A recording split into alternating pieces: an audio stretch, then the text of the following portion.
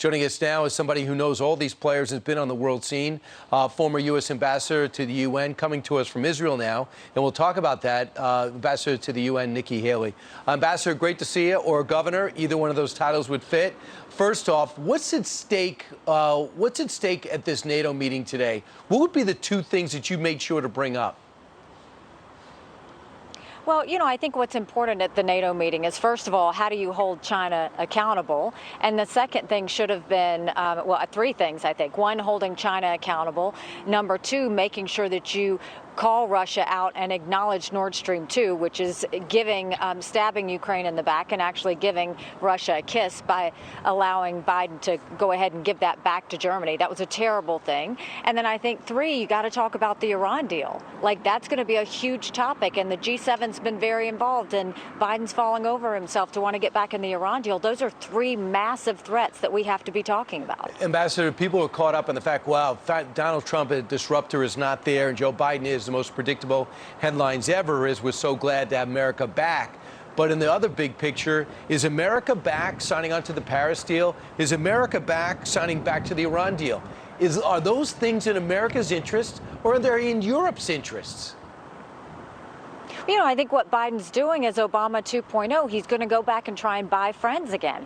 This isn't about having countries like us. This is about having countries respect us. And the way they respect you is when you take hard lines on tough issues. And Biden doesn't seem to be doing that. The idea that the Iran deal is so dangerous, it's a death wish for Israel. We've talked about that here the whole time we've been in Israel. It's a death wish for Israel.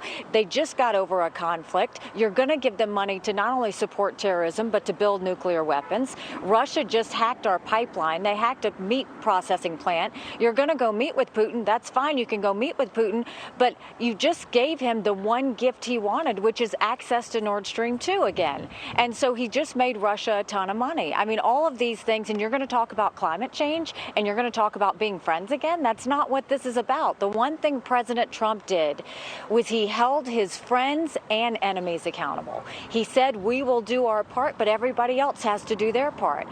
He was nice about it, but they wanted him to just let them get their way. That's not what leading is. Leading is letting countries know what you expect of them and how you're going to partner with them. So that just didn't happen. Ambassador, people on the outside are frustrated. They say, well, we put sanctions on Russia forever. We put tariffs on Europe, for goodness sakes. We put tariffs on on China. It seemed to get their attention, but it didn't change their behavior. In fact, China came out and they said they warned the G7 leaders that the days of a small group of countries deciding the fate of the world are long gone.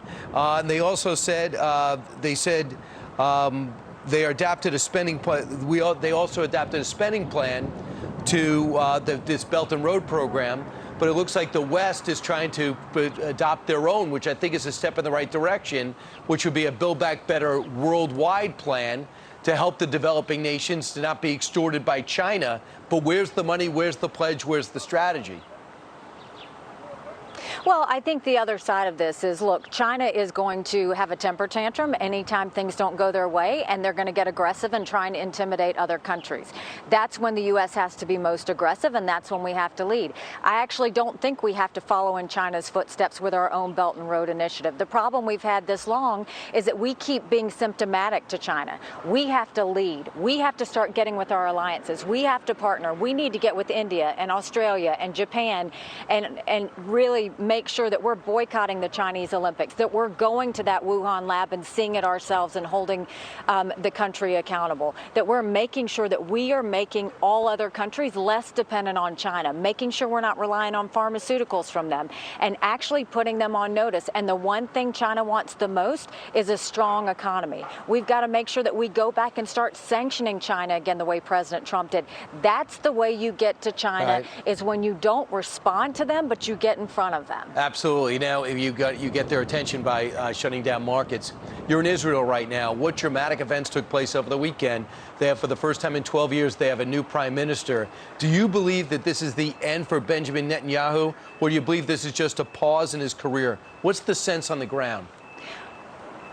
Well, look, I mean, Prime Minister Netanyahu has been a friend to America, and he certainly has led. I mean, he was historic in the way that he handled diplomatic, security, and economic issues in Israel, and he raised Israel to a new level. And so we should all be thankful to him for that, but never count him out. You know, he's a survivor. And so what happens from here, it will be interesting to see, but I do congratulate Prime Minister Bennett, and we met today with Foreign Minister Lapid. We also met with Benjamin Netanyahu today, and what we told them both is, look, it doesn't matter which leaders are there. The United States is going to stand with Israel, needs to stand with Israel, and we'll be there. And I'll tell you, for two opposing parties or opposing on challenging sides, both of them brought up one issue, and that's the Iran deal. Both of them said it's a death wish for Israel if Biden gets back into the Iran deal. Both of them said it's one atomic bomb away from the world seeing total disruption. And so, you know, I'll tell you, as having worked with President Trump on getting out of the Iran deal, the one thing we don't want to see happen is give money back to Iran and have the world be a more dangerous place. Right. Leave Israel alone to act on their own, because they're not going to stand by and watch them do that. Ambassador, thanks so much for joining us.